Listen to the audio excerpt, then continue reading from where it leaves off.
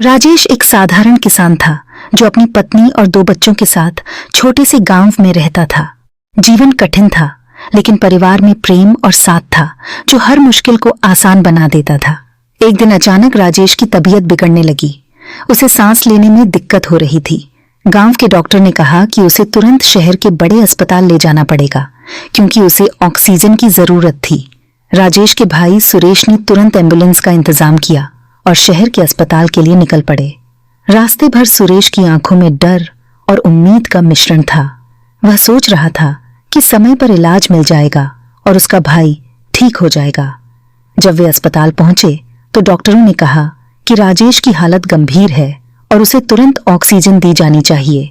लेकिन अस्पताल के स्टाफ ने कहा, हमें खेद है, लेकिन हमारे पास ऑक्सीजन उपलब्ध नहीं है। आप दूसरे अस्पताल कोशिश करें। सुरेश का दिल टूट गया। उसने हर अस्पताल में फोन किया, हर दरवाजा खटखटाया, लेकिन कहीं भी ऑक्सीजन उपलब्ध नहीं थी। समय बीतता गया और राजेश की हालत और बिगड़ती गई। आखिरकार राजेश ने सुरेश का हाथ पकड़कर अपनी अंतिम सांस ली। सुरेश की आंखों से आंसू बह रहे थे।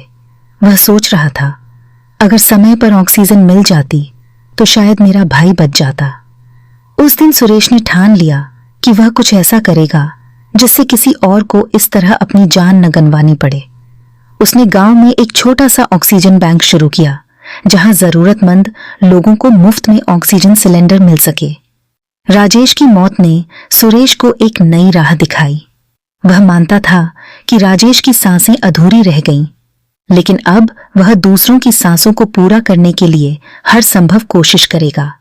यह कहानी हमें सिखाती है कि किसी की मदद करना केवल हमारा कर्तव्य नहीं, बल्कि इंसानियत की सबसे बड़ी सेवा है।